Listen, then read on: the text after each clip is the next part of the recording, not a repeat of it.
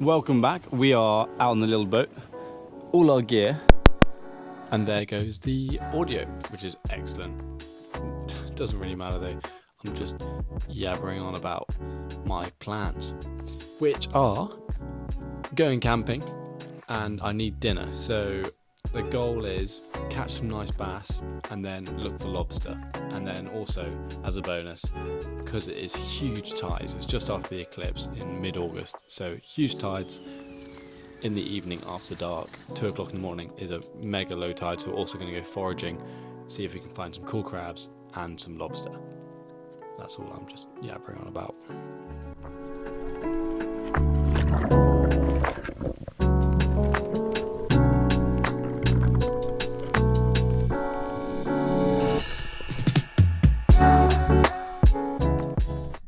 As always, nice and slow movement, checking all the caves and all the channels, looking for my dinner.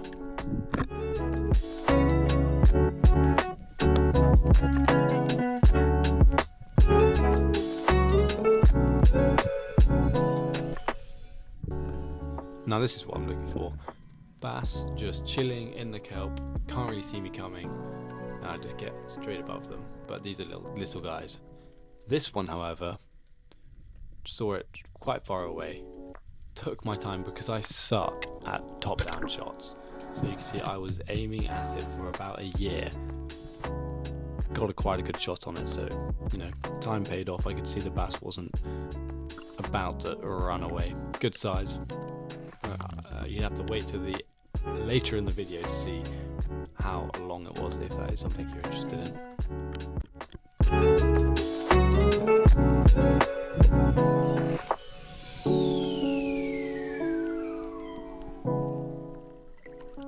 I'd always recommend to bleed the fish, keeps the meat quality really nice, gutting it and then scaling it in the water. Scaling it in the water means makes it so much easier, and then also it doesn't make a mess. Well, that is a very good start.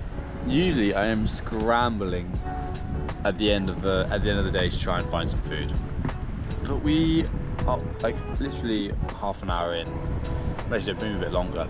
So now I'm just going to dive along the coast and slowly work my way towards the beach I am planning to camp on. Should be good.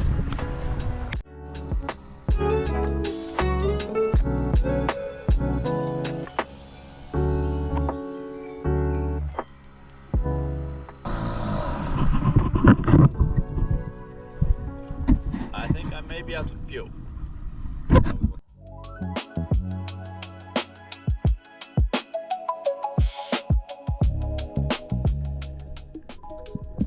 Wanted to hop in at this spot I thought could hold some scallops.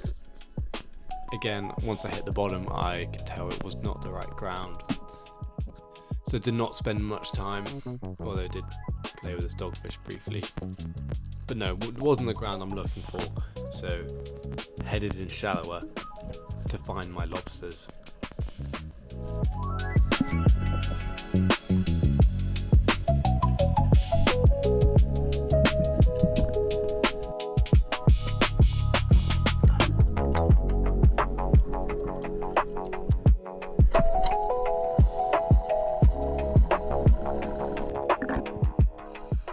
Came across this cool area of ground where it had bits of dotted like man-made structure from like some old ships and stuff, like just like placed around. It wasn't an obvious single structure, it was spread out over quite a large area, and as I was just checking areas I thought looked pretty likely to hold some lobster, some of it would have bits of metal and stuff, which is pretty cool. Span around because I saw this little opening. Glad I did, because there was this lobster inside. Had to breathe up, marked the area with my gun, because my gun's attached to my float. I find that's really useful for keeping an eye on certain areas or certain holes. Now this lobster is quite far back and I don't fit in this gap, so I'm just sat here trying to get an idea of how I'm going to get this guy out, seeing if there's any other wider openings or where he could go, and the best way of trying to reach it.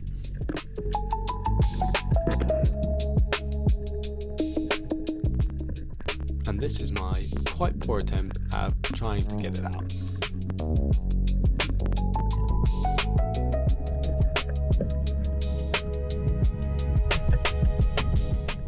Trying to get the rod in behind it to make it think it's got something behind it to then turn around and then swim at me. Because if a lobster has something up against its back, it's not happy because it can't flap its tail and escape backwards, so it spins around or moves forwards. That was not the case in this situation. It managed to give me the slip under that metal thing and I couldn't see it.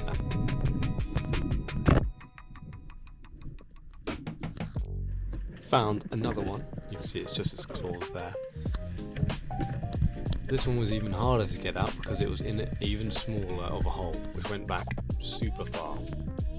However, it did, every time I had a go at it, it came straight back out to the front of it, which was nice. Always teasing me. But you see there, trying to get my little stick in behind it, but it just, with its antenna, it just senses it. It can just feel my stick, and then it just, as soon as I move it, it just flaps onto the back. There's also a monster congaree at the back there as well, so gave up after a while. I also did find another one at a different spot, which I think my GoPro was dead for, so I didn't get it on film, but that one was a small one, so didn't really try for it for that long.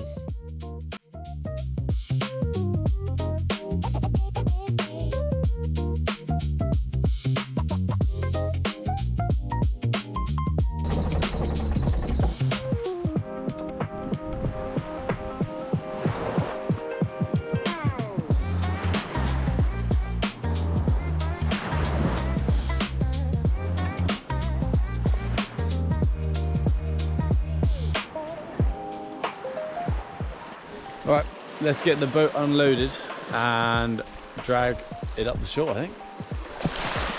Got a lot to unload.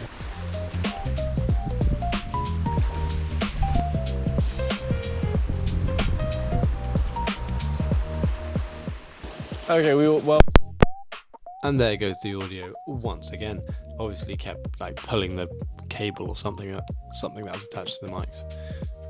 Again, not talking about anything interesting. I'm pretty sure I was talking about where I think the high tide is going to come because it's such big tides. I was slightly wondering how high the water is going to come and if it's going to wash me away. It didn't. The high tide was in about half an hour from when I was talking, so I wasn't too worried. But yeah, talking about going foraging and making dinner. So on to that.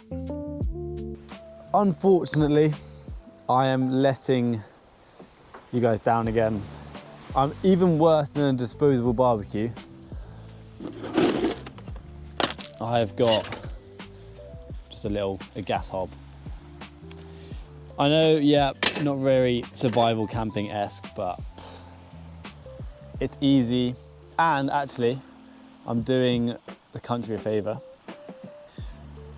because I hadn't had rain, like proper rain in ages. We've got a massive drought at the moment. Everything is mega dry. I mean, I'm pretty safe making a fire here.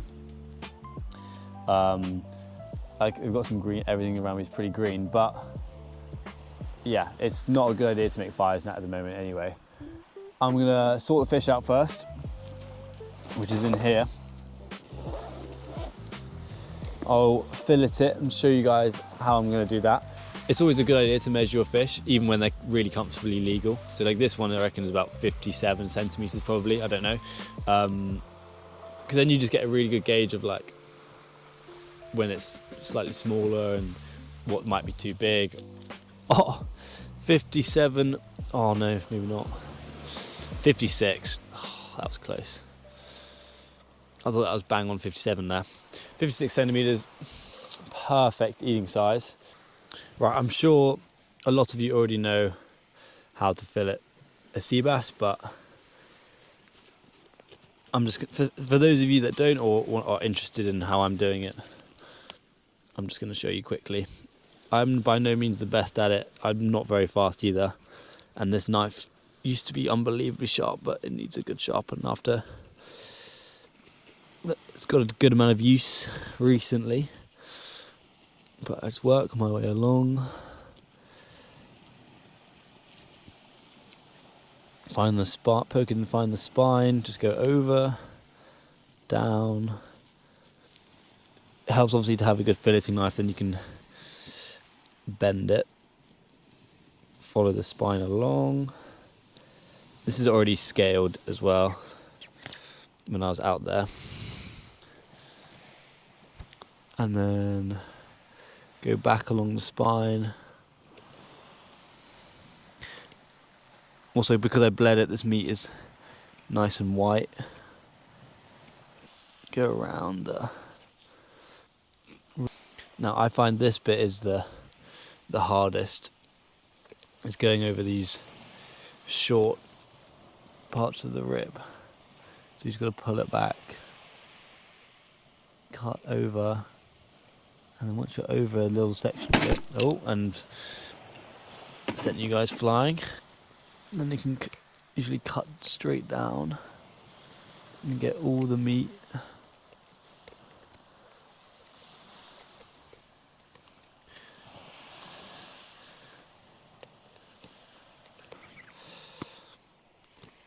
There you go, a nice clean fillet. So you've got over all these ribs and still got this thin bit of belly meat over here. That's not like attached to the belly. And that is one very nice fillet. Now I'm just going to repeat it and do it to the other side. Not the quickest, and I'm sure there's better ways to do it, but that is how I do it for those that are interested. And now let's get this fish on the pan. I didn't actually test if this worked. I haven't used this in a couple of weeks. There we go. Ooh, maybe a bit wide there.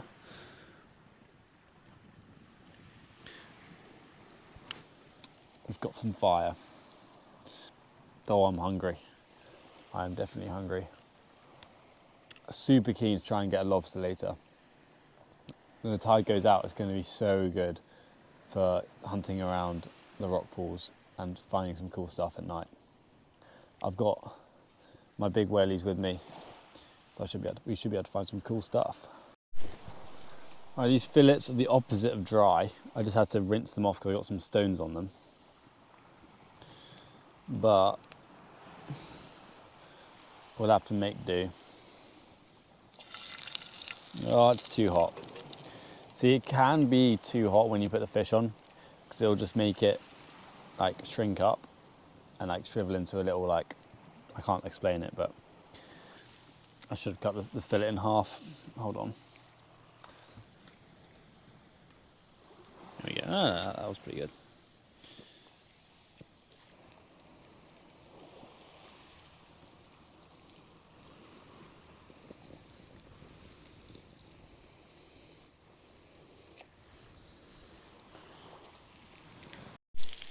Not the prettiest fish you've ever seen. It's not exactly restaurant worthy, but still going to taste pretty good. Next time, goal is do something interesting like fish and goujons or a curry or something like that. Or if you've got any ideas, like, let me know what you guys do. I'll be very interested to see what you guys do with your bass. I know baking it in the oven is a good one. I do that at home over some vegetables. That's always pretty good. I think we're done. Probably slightly overdone, but it's all right. Yummy. Good healthy pinch of salt. We haven't got a crazy good sunset or anything, but you can't complain, can you? Gentle breeze, enough skimming stones to, I don't know, keep you entertained for a lifetime or until your shoulders give out. But literally every stone is just a prime skimming stone. See if I can do it left-handed. Oh, right, well, it wasn't a good effort.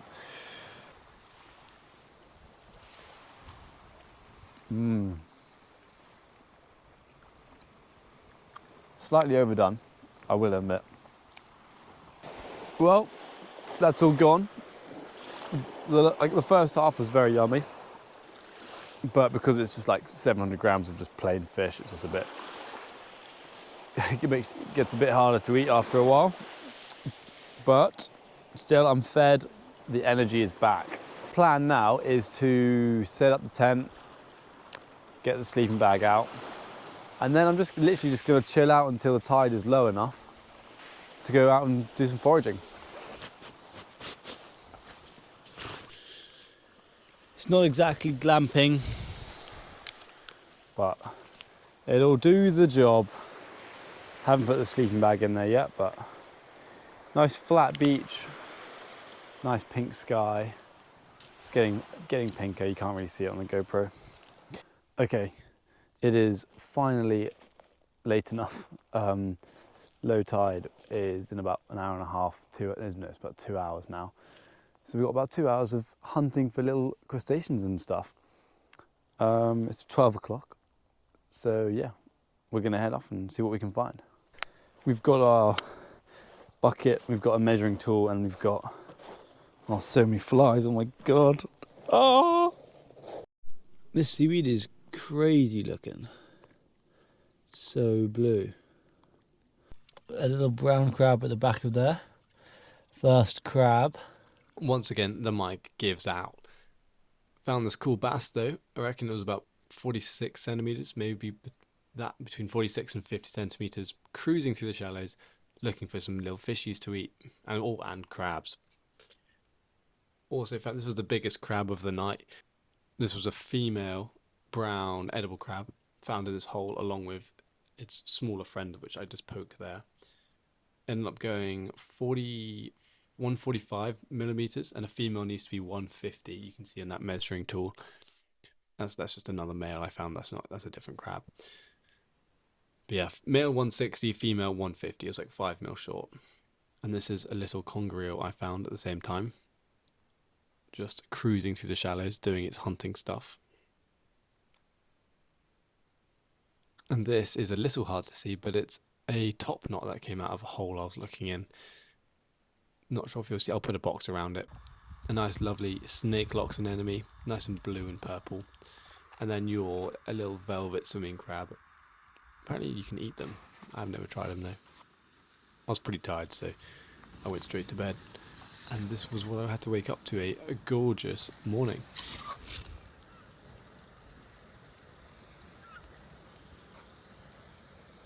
Didn't manage to get anything last night, bit annoying.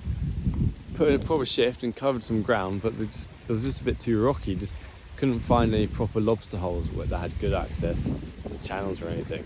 I haven't been to this spot before to forage, but a bit of a shame we didn't see anything, considering how far we covered. Other than that, like, obviously saw that eel and the brown crab and the bass, but I would have expected to see a couple more, like, more lobster. Anyway. So I'm going to pack up and head off now, so thanks for watching and catch you in the next one.